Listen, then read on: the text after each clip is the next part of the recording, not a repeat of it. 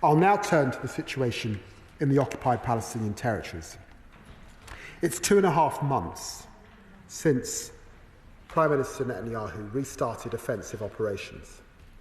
The IDF has driven Palestinians out of 86% of Gaza, leaving around 2 million people trapped in an area scarcely over 20 square miles. Whatever this Israeli government might claim, repeated displacement of so many civilians is not keeping them safe. In fact, it's quite the reverse. Mr. Deputy Speaker, the new Israeli aid system is inhumane, it's dangerous, and it deprives Gazans of human dignity. It contradicts long-established humanitarian principles. It creates disorder Hamas is now exploiting, with distribution points reduced from 400 to just 4. It forces desperate civilians, children among them, to scramble unsafely for the essentials of life. It's a grotesque spectacle, wreaking a terrible human cost. Almost 1,000 civilians have been killed since May, seeking aid, including 100, Mr. Deputy Speaker, this weekend alone. There are near daily reports of Israeli troops opening fire on people to access food. Israeli jets have hit women and children waiting for a health clinic to open. An Israeli drone has struck down children filling water containers, which Israeli officials blamed on a technical error. Hamas is, of course, contributing to the chaos and taking advantage of it. But I utterly condemn the killing of civilians seeking to meet their basic needs. The Israeli government must answer what possible military justification can there be for strikes that have killed desperate, starving children? What immediate actions are they taking to stop this litany of horrors? And what will they do to hold those responsible to account? Mr. Deputy Speaker, I've said before, I'm a steadfast supporter of Israel's security and its right to exist. I treasure the many connections between our peoples, and the horrors of October the 7th must never be forgotten. But I firmly believe the Israeli government's action are doing untold damage to Israel's standing in the world and undermining Israel's long-term security.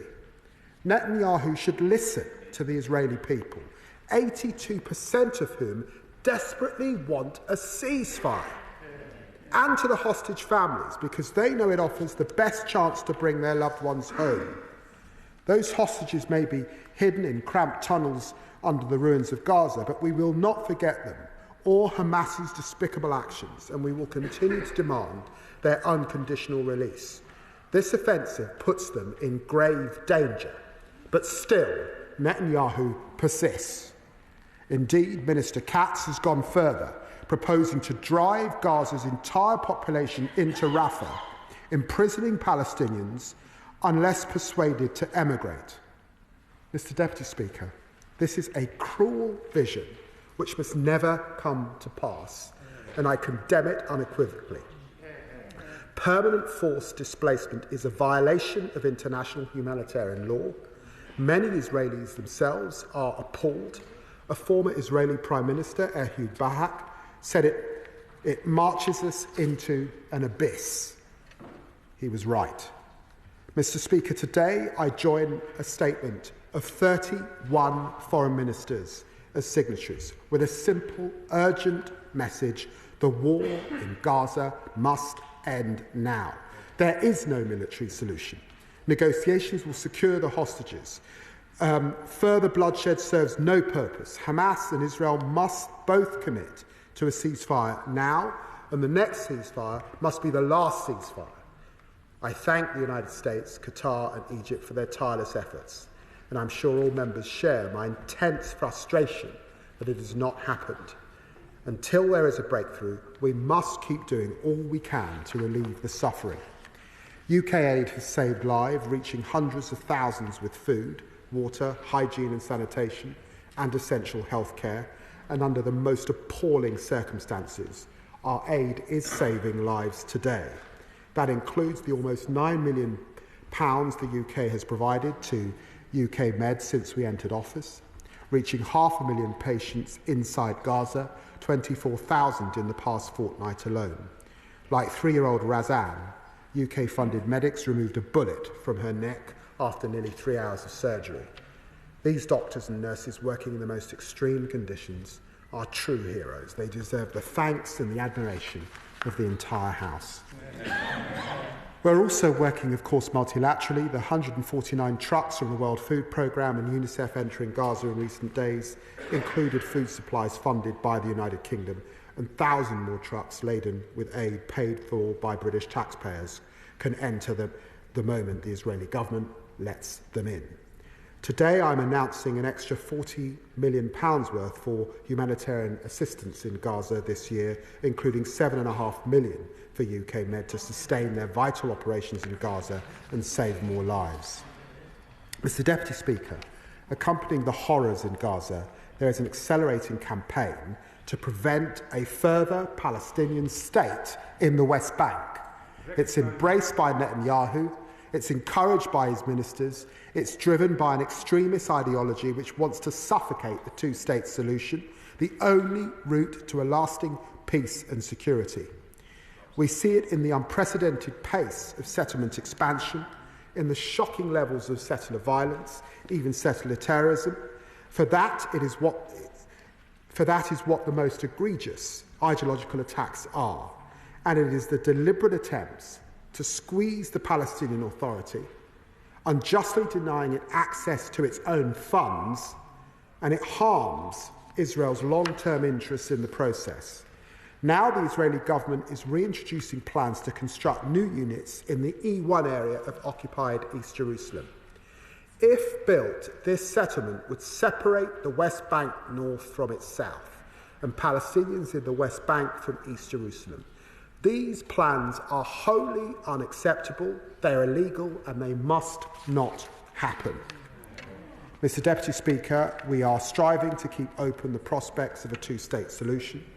UK assistance has been preserving the Palestinian Authority, contributing to essential Palestinian workers' salaries and supporting them to progress critical reforms. Today I can confirm we are enhancing our support, providing £7 million to strengthen the Palestinian Authority and Palestinian governance, implementing the agreement signed by myself and PM Mustafa earlier this year, and we're delivering the reform plans that President Abbas has set out. I can also confirm that we're providing £20 million worth to support UNRWA's many services for Palestinian refugees.